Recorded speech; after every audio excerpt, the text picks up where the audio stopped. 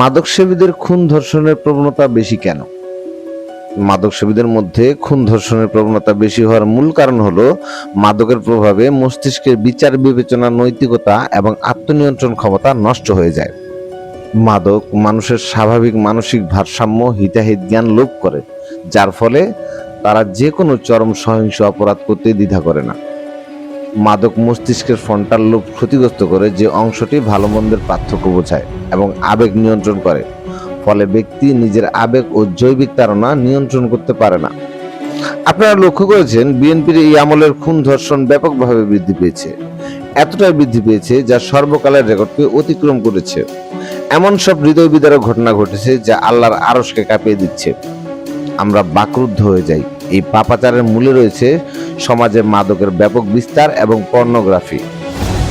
খোদ বিএনপির শীর্ষ নেতৃত্ব এই মাদক ব্যবসার সাথে জড়িত, এটা বিএনপির নেতা জয়নাল আবেদিন ফারুক সংসদে স্বীকার করেছেন।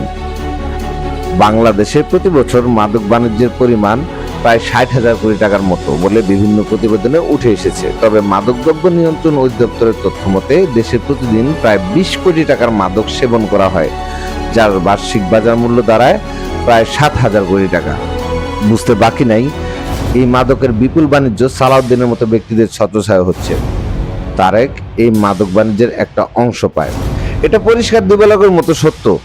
সমাজে যে রোমহর্ষক খুন, ধর্ষণ, হত্যা হচ্ছে, এর জন্য বিএনপি দায়ী। দেশটা একটা ব্যর্থ রাষ্ট্রে পরিণত হয়েছে। দেশে আইনের কোনো প্রয়োগ নাই। বিএনপির নেতারা যা খুশি তাই করতে পারে। আপনি তাদের বিরুদ্ধে মামলা করতে গেলে পুলিশ মামলা নিবে না। এটা ঠিক 71-এর পর শেখ মুজিবের ব্যর্থ শাসনামল মনে করে দিচ্ছে।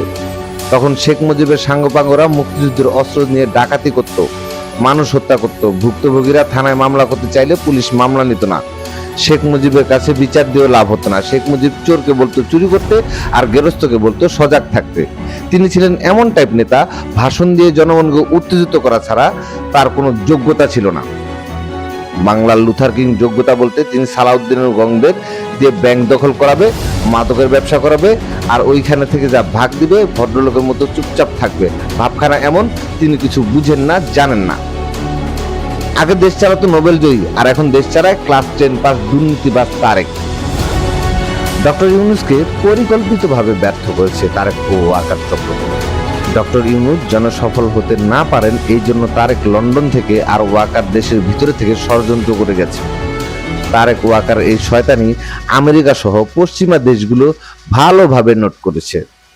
নতুন সরকার ক্ষমতায় আসলে আমেরিকা সহ পশ্চিমা দেশগুলো প্রধানমন্ত্রীর দরবারে দূত পাঠিয়ে শুভেচ্ছা জানায়। তারেকের ক্ষেত্রে তারা এটা করেনি।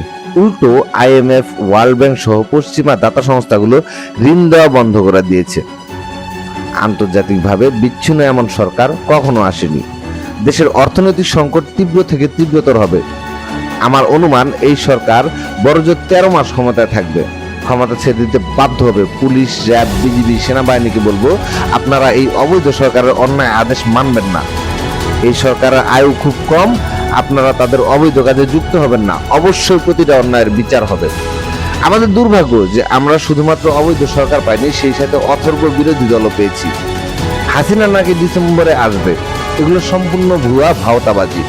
খুনি হাসিনা কখনো দেশে আসবে না। বিএনপি এগুলো প্রচার করে জনগণের দৃষ্টি অন্যদিকে সরাতে চায়। বিএনপি প্রতিটা কাজ জনগণকে ধোঁকা দেওয়া। বিএনপি পতন হলে আওয়ামী লীগের প্রতিষ্ঠিত হবে না, -2 হবে। পরিশেষে দেশবাসীর কাছে আকুল আবেদন, আপনারা ঐক্যবদ্ধ হন। এই সরকারের আয়ু খুব কম, এই জালেম সরকার আমাদের সাথে পারবে না। জুলাইয়ের রক্ত বৃথা যেতে দিব না। গণহত্যায় জড়িতদের বিচার করতেই হবে। বিচার না হলে ভবিষ্যতে আবারও গণহত্যা হবে, তা হতে দেওয়া হবে না। খুনিরা নয়, জনগণই সফল হবে। ইনকিলাব জিন্দাবাদ।